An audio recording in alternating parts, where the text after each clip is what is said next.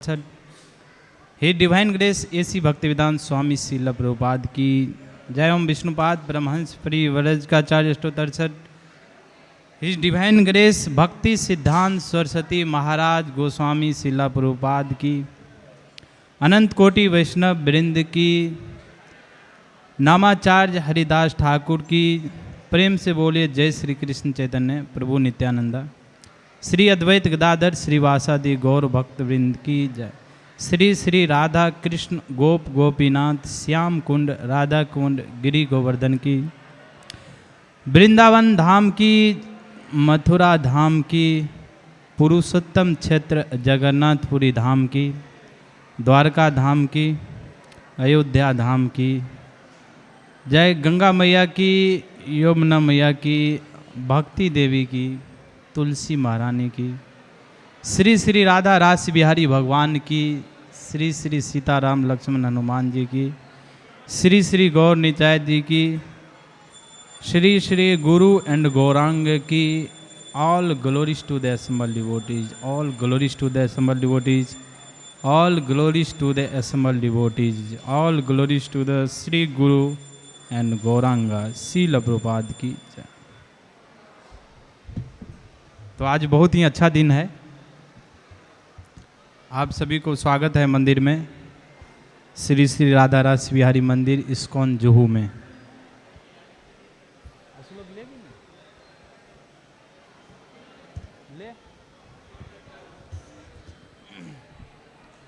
आज जो है हनुमान जी का प्रकट दिन भी है, हनुमान जयंती।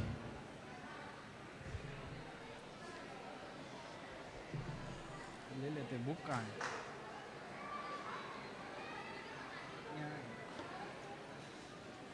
मैं थोड़ा हनुमान जी के बारे में भी बताऊंगा।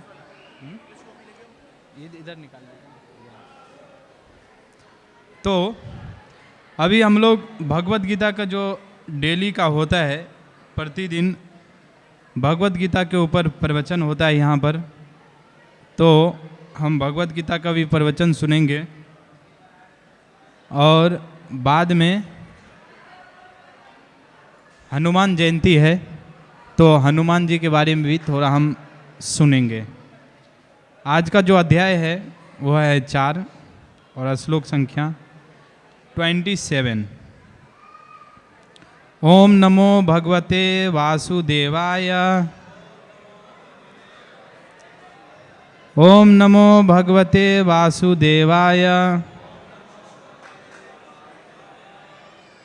ओम नमो भगवते वासुदेवाय।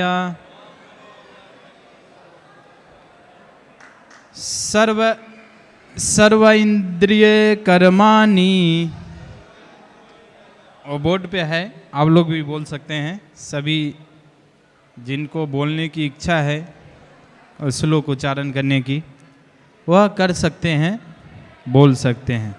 सर्व इंद्रियानि सर्वाणि इंद्रिय कर्माणि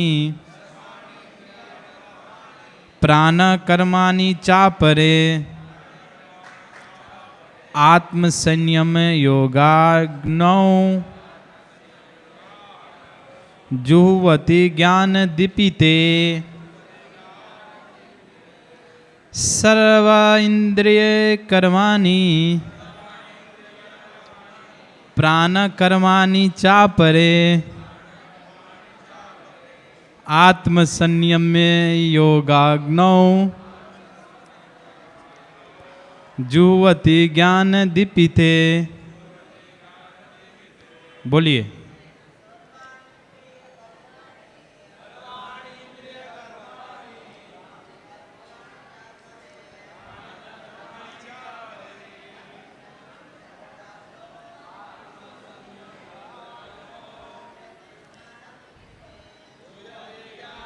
शब्दार्थ तो समय बहुत कम है, इसके लिए जो है ज़्यादा भक्तों को बोलने की मौका नहीं मिलेगी।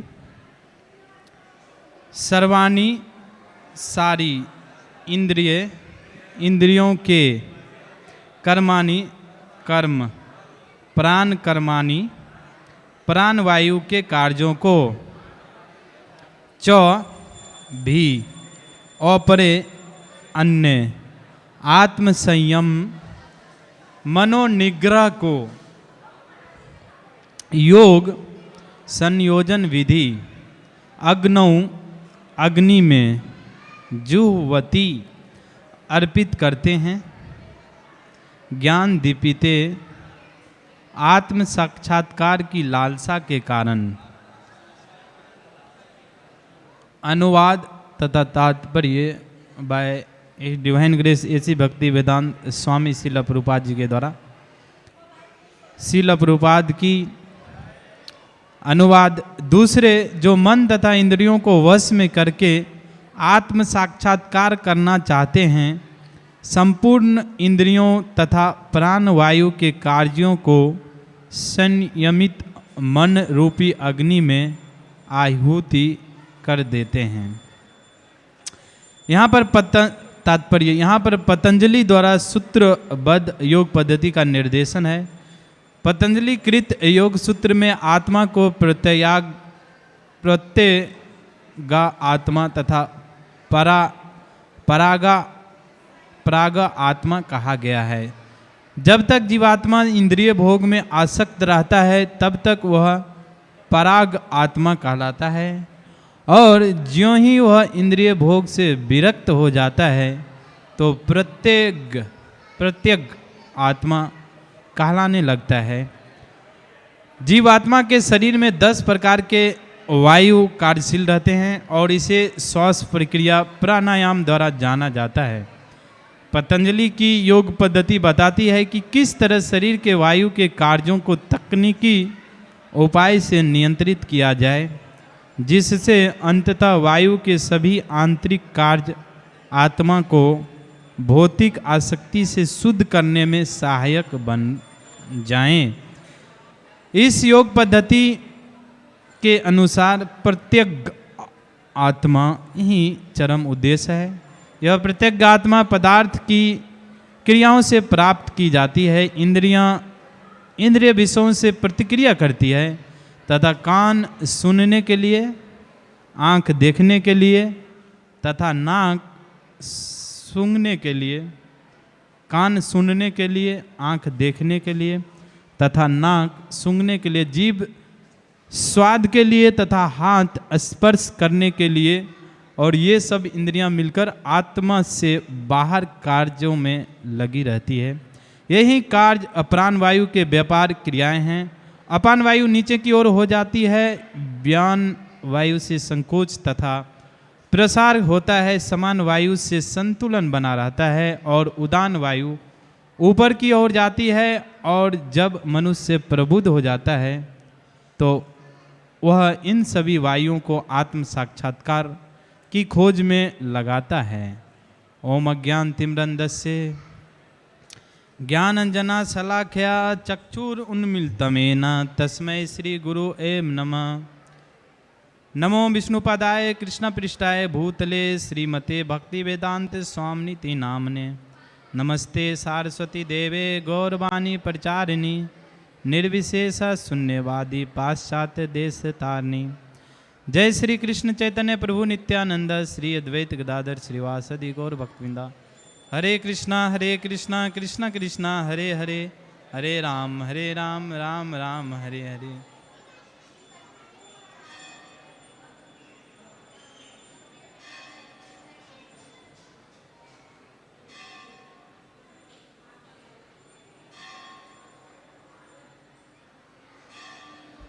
मुकम करोति वाचालम पंगुम लंगायते गिरिम यत कृपा तमहम वंदे श्री गुरुम दीनतारणम परमानंद माधवम श्री चैतन्य ईश्वरम। तो इस श्लोक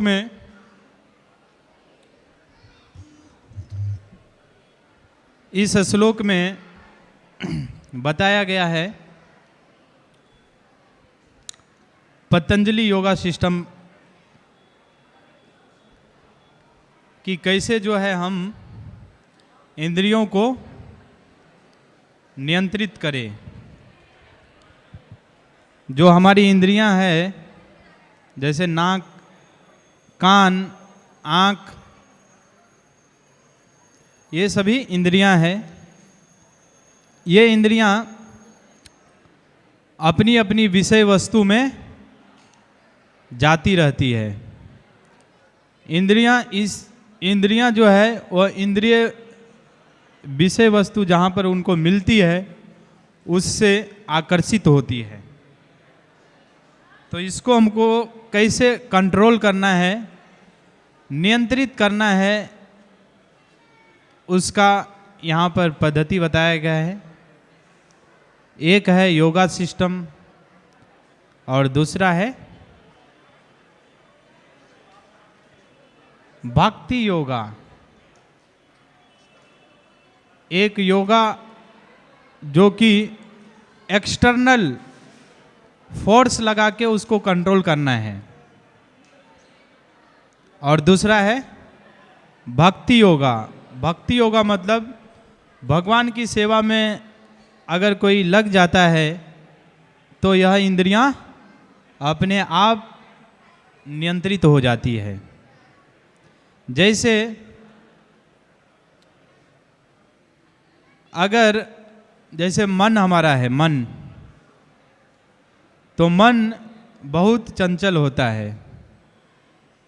चंचल ही मन कृष्णा परमार्थी बलभद्र तस्या अहम निग्रहम मन्ये वायुर एव सुदुष्करम। यह मन जो है, यह मन को नियंत्रण में कर पाना वायु को भी नियंत्रण में कर पाने से ज़्यादा कठिन है। वायुर एव सुदुष्करम। यह कौन बता रहे हैं? अर्जुन। अर्जुन को छठे अध्याय में जब भगवान ने बोला कि आप ये यम नियम आसन के द्वारा मन को नियंत्रित करो, तो अर्जुन ने यह बात बोला कि मन को नियंत्रित कर पाना वायु को भी नियंत्रित करने से ज़्यादा कठिन है। हे भगवान, आप मेरे को दूसरा कुछ विधि बताइए, यह संभव नहीं है मेरे लिए। तो जब अर्जुन के लिए संभव नहीं था तो हमारे लिए संभव नहीं होगा। अर्जुन जो थे उनको कहा जाता है गुडाकेश। गुडाकेश का मतलब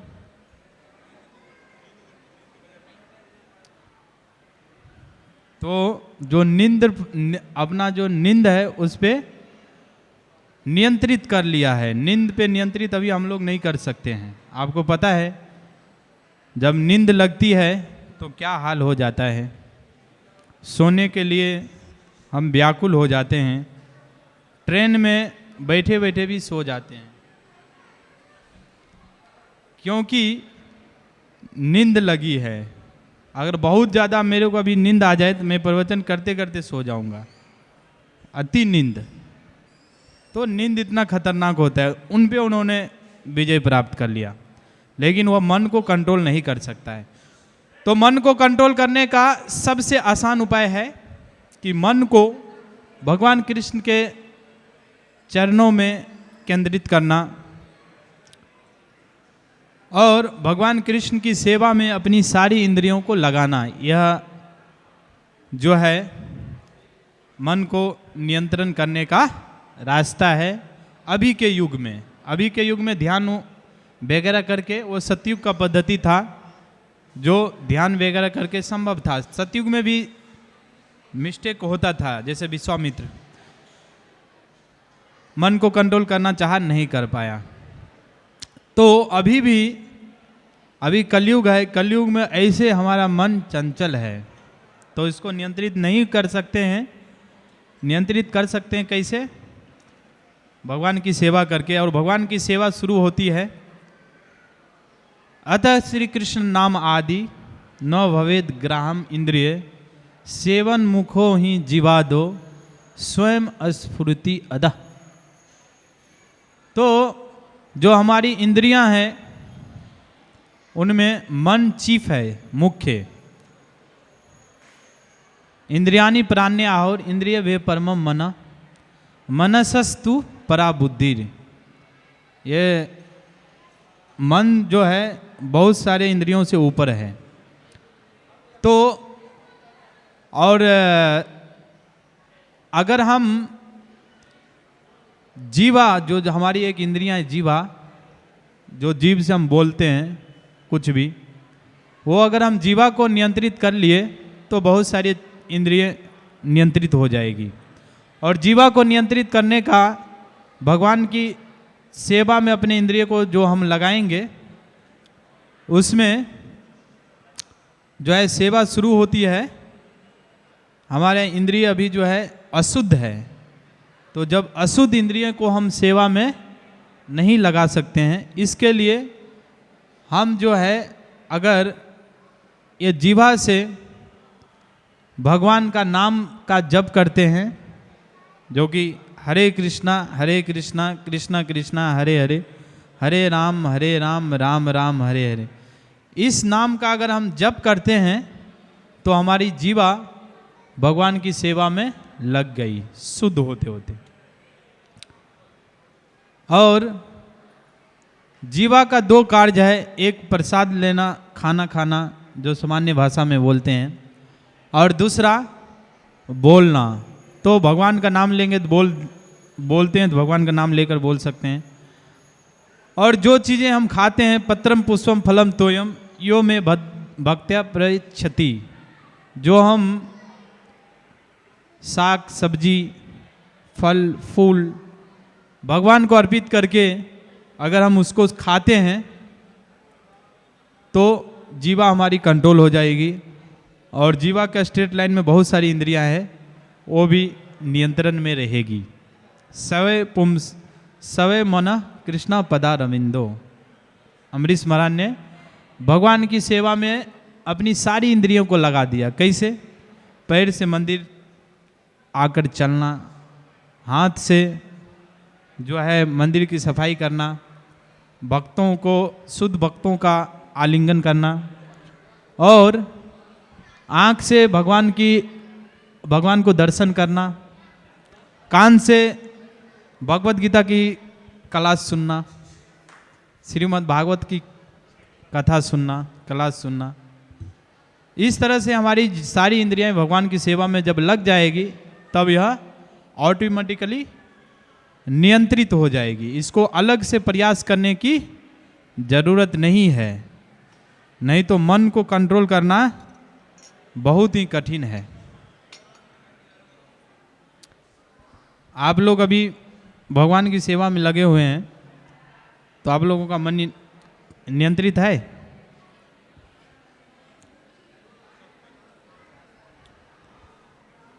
तो न्यू भक्त के पास बहुत सारी सेवाएं रहती है, तो अभी आप देखेंगे कि आपको इधर उधर डाइवर्ट होने का चांसेस नहीं है, क्योंकि आपका मन लगा हुआ है। वहीं पर अगर पास आउट हो जाएंगे तो उसके बाद जो है आपके पास कुछ ऑप्शंस आ जाएगी। कुछ लिमिटेड सेवा करना चाहेंगे तो हमेशा सेवा रहेगी, लेकिन अगर उस टाइम में आपको पता चलेगा कि मन कितना भागता है, अभी अनुभव नहीं होगा। क्यों नहीं होगा?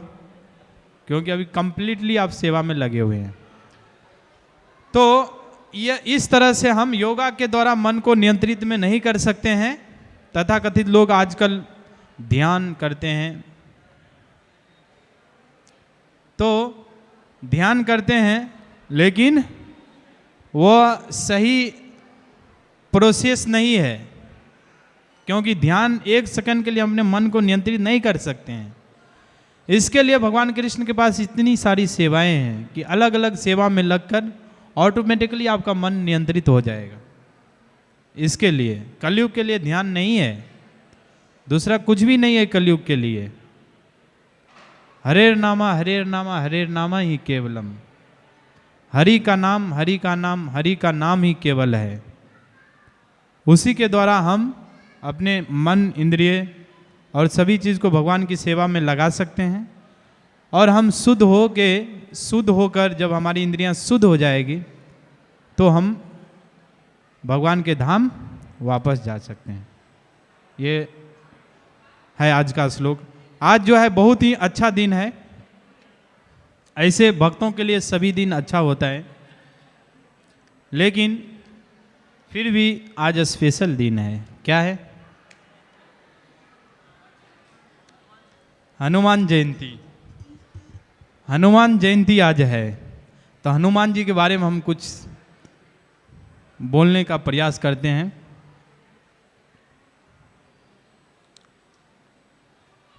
हनुमान जी किष्किंधा पर्वत पे सुग्रीव के साथ रहते थे। जो हनुमान जी ने है ना, राम लक्ष्मण का जो ऑल्टर है ये, इसमें आप देखेंगे हनुमान जी है। तो हनुमान जी किष्किंधा पर्वत पे राम जी के साथ रहते थे और राम जी के साथ नहीं, सुग्रीव जी के साथ, राम से बाद में मिले। और वहाँ पर जो है सुग्रीव के वो मंत्री थे, चीफ हेड ऑफ मंत्री। तो भगवान राम से हनुमान जी कैसे मिले, आप लोगों को पता होगा। अभी अभी रिसेंटली आप लोगों ने कथा सुना, बहुत ही सुंदर कथा रामरूप प्रभु जी बताए थे। तो फिर से सुन लीजिए, क्योंकि कथा जो है वो इतना मधुर होता है, भगवान के कथा, कि हम उसको जितना बार सुनते हैं उतना ही उसमें सुनने में जो आनंद है वह बढ़ता ही जाता है। जैसे पेपर है, न्यूज़पेपर, एक बार अगर आप सुनेंगे, पढ़ लेंगे, दोबारा उसको पढ़ेंगे तो वो आपको आनंद नहीं मिलेगा उससे पढ़ने से। लेकिन कथा जो है जितना बार सुनिए वो उतना और ज़्यादा बार सुनने की मन करती है। जैसे हनुमान जी ने जो ज्ञान प्राप्त किया था, वह ज्ञान किससे प्राप्त किए थे? सूर्य देव से। तो सूर्य देव ने उनको कहा, ज्ञान प्राप्त करने के बाद हनुमान जी ने अपने गुरु से पूछा कि गुरुदेव आपके लिए कोई सेवा है क्या?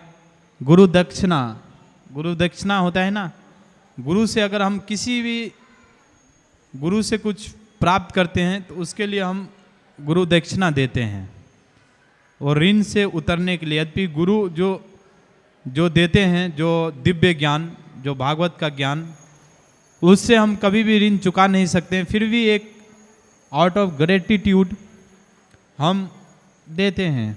तो उन्होंने पूछा कि हम क्या सेवा कर सकते हैं आपका? तो उन्होंने बोला कि मेरा पुत्र है सुग्रीव, जाओ और उनका रक्षा करो। तो इसके लिए वह वहाँ पर रह रहे थे हनुमान जी। तब जब माता सीता का हरण हो गया था तो राम जी जो है माता सीता को खोजते खोजते वो पर्वत के पास आए थे, राम लक्ष्मण। तो जब उन्होंने, सुग्रीव ने देखा कि दो सुंदर व्यक्ति आ रहे हैं, तो उन्होंने हनुमान जी को भेजा, क्योंकि हनुमान जी बहुत ही चतुर थे। तो हनुमान जी जाते हैं और जाने के बाद राम जी से मिलते हैं। तो राम जी पूछते हैं उनसे कि आप कौन हो? तो हनुमान जी बताते हैं कि मैं सुग्रीव का दास हूं, क्योंकि उस समय में वह सुग्रीव के पास रह रहे थे, सुग्रीव को अपना राजा माने थे। तो राम जी को इससे बहुत ही बुरा लगा। क्यों बुरा लगा? क्योंकि जितने भी जीव है वह जीव शाश्वत रूप से भगवान कृष्ण के दास है। जीवेर स्वरूप है कृष्णेर नित्य दास। तो लेकिन उन्होंने, वह राम के नित्य सेवक है हनुमान, लेकिन उन्होंने क्या कहा, मैं सुग्रीव का दास हूँ। इसके लिए थोड़ा सा भगवान नाराज हो गए। तो फिर उन्होंने अपनी सेवा से भगवान राम को प्रसन्न कर लिए थे। 4 महीना तक भगवान राम ने लगभग हनुमान जी से बातें नहीं किए थे, डायरेक्ट लक्ष्मण जी के थ्रू बात करते थे। तो वैसे ही हम सभी जो है भगवान के दास हैं। पिता हम अस्य जगतो माता दाता पिता महा, हम सभी भगवान के पुत्र हैं। यह हमको सदा स्मरण में होना चाहिए। हमेशा हम कौन है, भगवान के दास, भगवान के पुत्र। हमारा असली जो है माता पिता कौन है, वो भगवान है। और टेम्पोररी कौन है, जो अभी है। हमारी अगर आयु है 80 साल, तो 80 साल के बाद अगर मृत्यु होगी तो उसके बाद फिर दूसरे घर में जन्म लेंगे, दूसरे माता पिता होंगे, फिर उसके बाद मृत्यु होगी तो तीसरे होंगे। इस तरह से हमारी जो इस भौतिक संसार में माताएं पिताजी बदलते रहते हैं, लेकिन एक नहीं बदलते हैं। वह कौन है, वह है भगवान कृष्ण। वह हमारा शाश्वत स्वामी है। यह बात को हमें हमेशा ध्यान रखना चाहिए।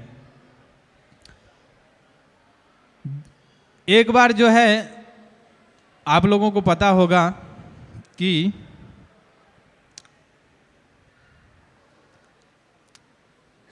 जब राम जी लंका में अपने सेना को लेकर जाने वाले थे, तो उनको समुद्र पे पुल बनाना था। तो समुद्र पे पुल बनाना था, तो उन्होंने जितने भी वानर सेना थे उनको उन्होंने सेवा में लगाया था। भगवान राम खुद भी पुल बना सकते थे, सिर्फ इच्छा करते हैं भगवान तो सृष्टि हो जाती है। इच्छा करेंगे तो कुछ भी हो जाएगा, लेकिन वह सभी को सेवा में लगाने के लिए उन्होंने वानरों से पुल बनवाया। तो जब पुल बन रहा था तो सेतु, तो हनुमान जी क्या किए, जब पुल जब स्टार्ट होने वाला था, पत्थर डालने वाला था लोग सभी वानर, तो सोच रहे थे कि इस पे किसका नाम लिखा जाए, इस पे किसका नाम लिखा जाए। जैसे हम कुछ चीज़ खरीदते हैं तो उन पे हम अपना नाम लिखते हैं,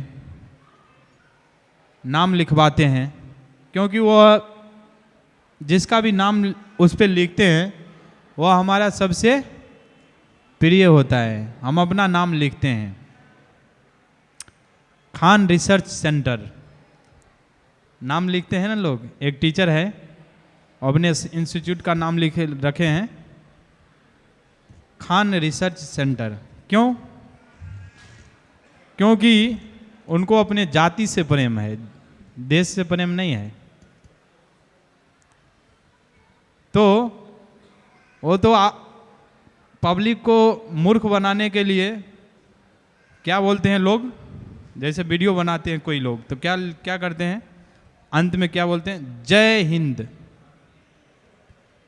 जय हिंद क्यों बोलते हैं? 99% जो लोग हैं ना, जो शास्त्र नहीं पढ़ते हैं, वो ज़्यादा दिमाग नहीं चला पाते हैं। तो उनको क्या लगता है, ये भारत से बहुत प्रेम करता है, लेकिन वो भारत से प्रेम नहीं करता है। वो सिर्फ आपको फॉलोअर्स बनाने के लिए, आपको क्या अच्छा लगता है, आप ज़्यादा बिलीव उन पे कैसे आप करोगे, इसके लिए वो बात बोलते हैं। अगर वैसा ही रहता तो हिंदुस्तान रिसर्च सेंटर लिखाता, क्योंकि केंद्र कहाँ है, मेरा नाम आगा होना चाहिए।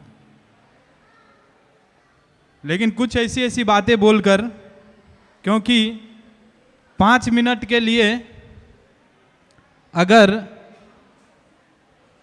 किसी के बारे में बोलने में कुछ नहीं जाता है, अभी हम जो है 5 मिनट के लिए आपके संप्रदाय के कुछ बोल देंगे, मान चलिए मुस्लिम के बारे में बोल देंगे कि ये अच्छा होता है, ये अच्छा होता है, आपको लगेगा वाह, आप ताली मारेंगे। ये जो है व्यक्ति भेदभाव नहीं करता है, ये व्यक्ति निष्पक्ष है।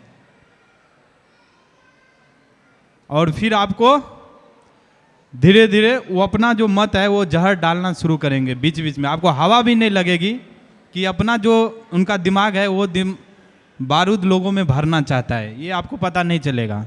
जो इंटेलिजेंट लोग हैं वही समझ सकता है।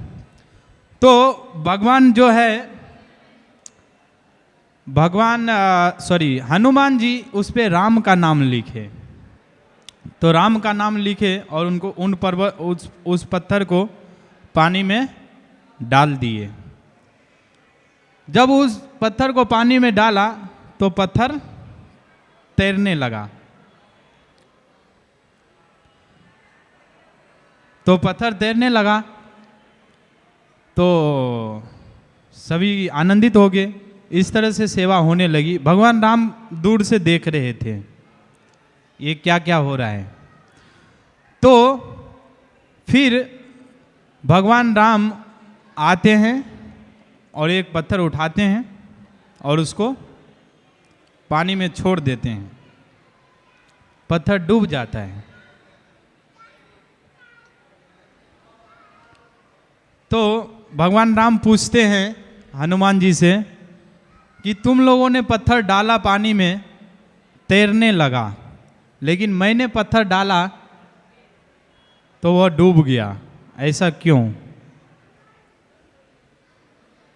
तो हनुमान जी बोलते हैं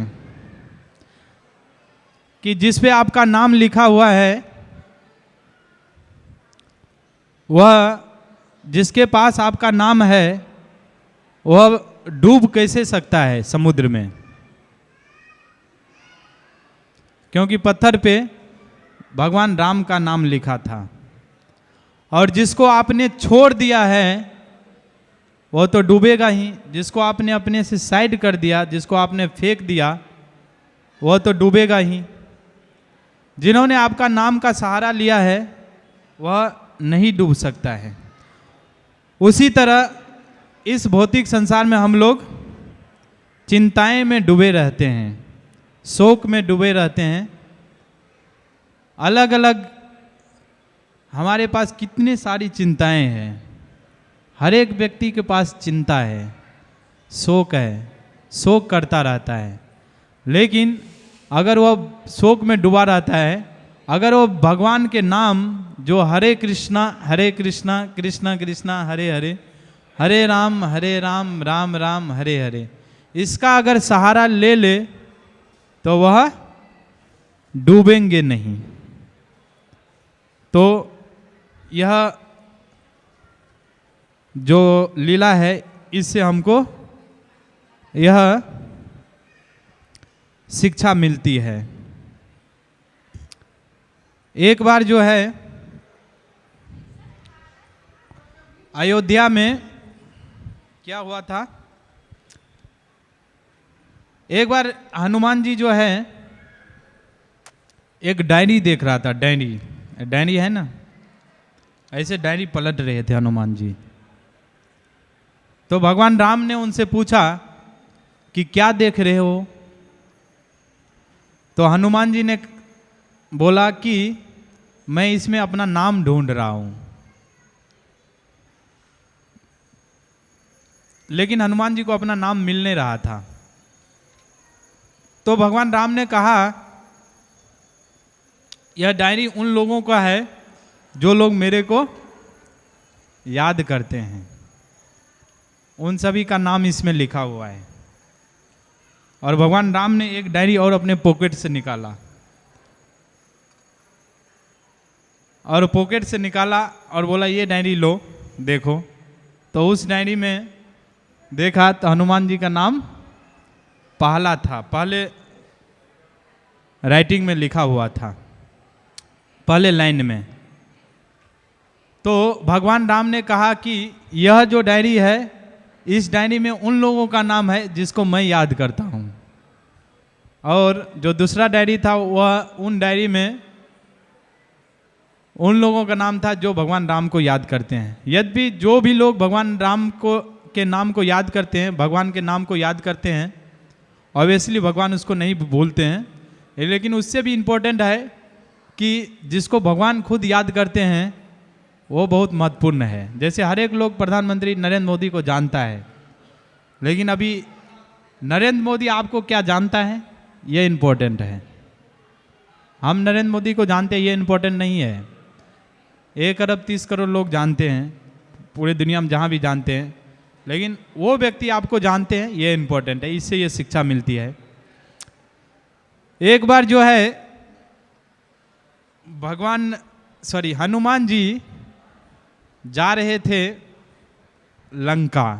आप लोगों को मालूम है सीता मैया को खोजने के लिए उन्होंने समुद्र पार किया, और समुद्र पार करने के बाद वह लंका में प्रवेश किया। यह कथा आप लोग सुने होंगे। तो उनको अलग अलग लोग मिलते हैं, यमराज जी मिलते हैं, लंकनी मिलती है, उनको एक घूसा देते हैं तो उनका काम तमाम कर देते हैं।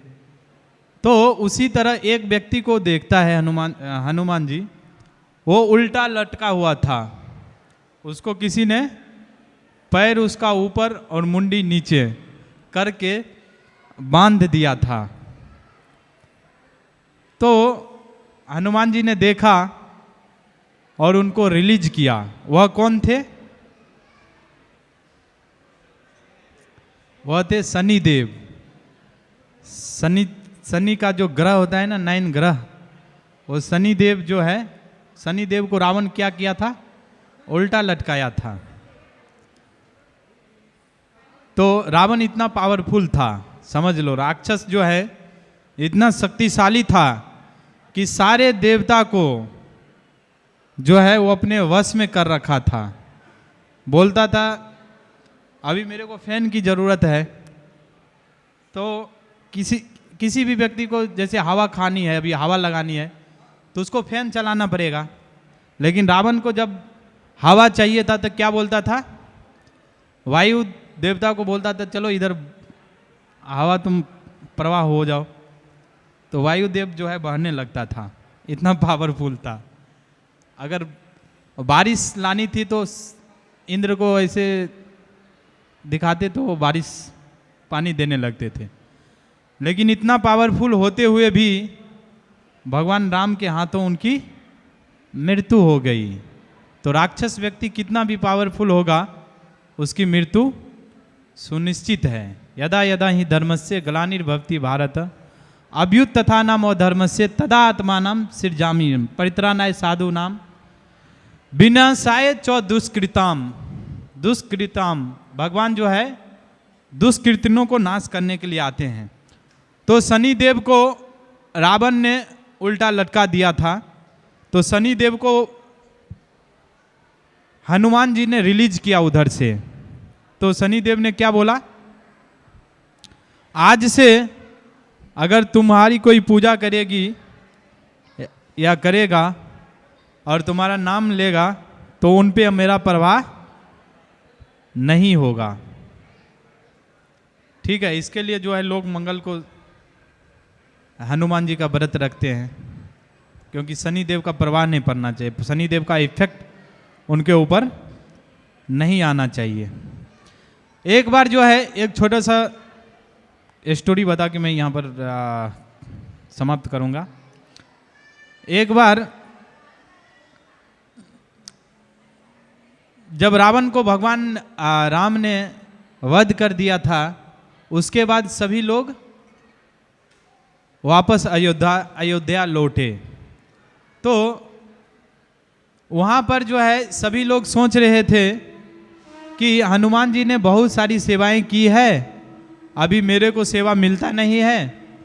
तो एक एक सेवा सभी लोग ले लिए थे। तो हनुमान जी के पास कोई सेवा बचा नहीं, क्योंकि सभी व्यक्ति ने भगवान राम से मेरे को ये सेवा दीजिए, मेरे को ये सेवा दीजिए। हनुमान जी सारे सेवा कर देते थे। जो भी सेवा आती थी वो मौका नहीं छोड़ते थे, तो सारे सेवा कर देते थे।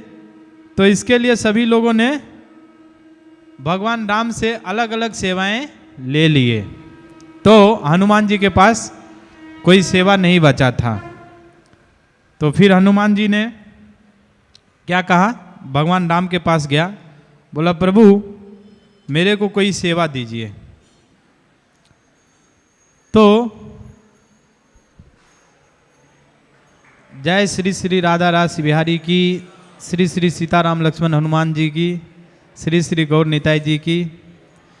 तो भगवान राम ने बोला चलो एक सेवा तुम करो, जब मैं उवासी लूँगा, उवासी, तो तुम चुटकी बजाना, आकर देना, तुम बाहर से चुटकी बजाना।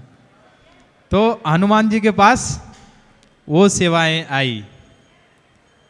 तो इसके लिए जो है, जो सेवा करना चाहते हैं, जिनके हृदय में सेवा करने की इच्छा है, उसको सेवा मिल ही जाएगी। और जिसको इच्छा नहीं है सेवा करने की, उसके पास हजारों बहाना है सेवा नहीं करने की। एक और बताऊं, बोलिए। आप लोगों को अगर इच्छा है तो एक और बताता हूं, छोटा सा है। तो दीपक प्रभु, तो एक और कथा है। एक बार नारद मुनि जो है राम जी के पास जाते हैं और उनसे पूछते हैं कि आपका जो गुणगान है वह सबसे अच्छा कौन कर सकता है, मैं उसे सुनना चाहता हूँ, आपकी लीलाएं, आपके गुणों को। तो भगवान राम ने कहा कि जो हनुमान है वह गुणगान अच्छे से करेगा, आप उनके पास जाओ। तो हनुमान जी के पास नारद मुनि जाते हैं और जाने के बाद हनुमान जी से विनती करते हैं कि आप जो है राम के बारे में कुछ बताइए। तो हनुमान जी बताना शुरू करते हैं। तो जब हनुमान जी बताना शुरू करते हैं, इतना सुंदर और इतना मधुर ढंग से भगवान राम की कथा को बताते हैं कि वहाँ पर जो पत्थर थे वह पत्थर पिघल जाता है। भगवान की कथा इतना सुंदर तरह से बताते हैं कि आसपास जो पत्थर था वह पिघल जाता है, लिक्विड फॉर्म में हो जाता है। तो हनुमान जी जो बीना रखे थे वह लिक्विड में बीना तैरने लगता है। इतना मधुर और इतना सुंदर तरह से जो है हनुमान जी ने राम के बारे में कहा। तो जब कथा समाप्त होती है तो फिर क्या होता है, नारद मुनि जाने लगते हैं। फिर नारद मुनि बीना को उठाते हैं, लेकिन बीना क्या होता है, फ्रीजेज हो जाता है। क्योंकि जब कथा चल रही थी तो सारे जो पत्थर है वो पिघल चुका था और उसमें जो बीना है वो लिक्विड फॉर्म में फंस चुका था। अभी जो है वो फ्रीज हो गया, तो सॉलिड हो गया, तो बीना जो है फंस गया उसमें। फिर नारद मुनि ने क्या कहा कि बीना अभी उठ नहीं रहा है। तो फिर नारद मुनि बोले मेरा बीना फंस गया, अभी आप फिर से कथा सुनाओ और फिर से जो है वो लिक्विड बनेगा, मैं अपना बीना लेकर जाऊंगा। हनुमान जी ने क्या कहा, अभी नहीं सुनाऊंगा। और फिर जो है हनुमान जी बोले अरे सुनाओ, मैं भी ये बीना से जो है भगवान का ही गुणगान करता रहता हूँ। जो नारद मुनि है वह बीना से भगवान के गुणों को गाते रहते हैं हमेशा, ठीक है। वो बीना जो है, बीना से फिल्मी सॉन्ग नहीं गाते हैं, वो बीना से भगवान के गुणों को गुणगान करते रहते हैं। तो फिर हनुमान जी के पीछे लग गया और हनुमान जी सारे दिशाओं में उड़ने लगे। तो जब उड़ने लगे तो नारद मुनि भी उसके पीछे पीछे क्योंकि उनको रिक्वेस्ट करनी थी, सुनाओ सुनाओ सुनाओ।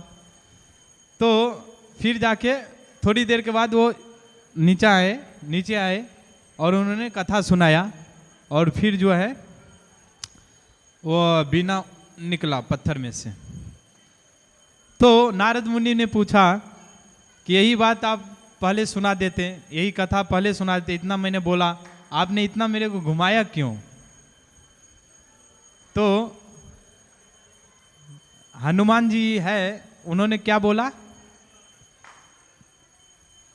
बोला कि भगवान राम के कथा सुनने के प्रति आपके हृदय में कितना जिज्ञासा है, भगवान राम के प्रति कितना विश्वास है, कितना फेथ है, कितना श्रद्धा है। आप इतने बड़े भक्त हैं, इतने महान भक्त, आपको मैंने इतना इसीलिए घुमाया ताकि आपके जो चरण की जो धूली है वह सारे जगत पे पड़े, गिरे, और सारा जगत के लोगों का उद्धार हो जाए और वह पूरा तीर्थ स्थल बन जाए। तो इससे हमको यह समझ में आता है कि भले ही वो नारद मुनि इतने बड़े भक्त हैं, वो हनुमान जी के पास कथा सुनने के लिए आए, लेकिन हनुमान जी ने उनको ग्लोरीफाई किया, उनका गुणगान किया। तो यह स्पिरिचुअल वर्ल्ड में ऐसा ही होता है। एक भक्त जो होता है, ओरिजिनल भक्त, वह क्या सोचता है कि मैं तो तुच्छ भक्त हूँ, मेरे से बड़ा भक्त तो ये सारे हैं। लेकिन जो मटेरियल वर्ल्ड है, भौतिक संसार, उसमें लोग क्या सोचते हैं कि I am big, I am great, मेरे से बड़ा कोई नहीं है, सभी लोग मेरे से छोटा है, मैं ही बड़ा हूँ, तुम मेरे से छोटे हो। लेकिन जो भगवान के भक्त होते हैं वह हमेशा भक्तों को गुणगान करने का अपॉर्चुनिटी खोजते रहते हैं। तो इससे हमको यह समझने को मिलता है। तो आज हनुमान जयंती है, तो उधर हनुमान जी है, आप लोग हनुमान जी से प्रे कर सकते हैं, प्रार्थना कर सकते हैं कि हे हनुमान जी, आप में जो भगवान राम की सेवा करने की जो क्वालिटी है, जो भाव है इतना, उसमें से एक ड्रॉप जो है भाव मेरे को भी कृपा कीजिए कि मेरे अंदर भी भगवान राम की सेवा करने की वो भावना है, वो इच्छा है, वह जिज्ञासा है, तो मेरा जीवन सफल हो जाएगा। यह आप प्रार्थना कर सकते हैं। हरे कृष्णा।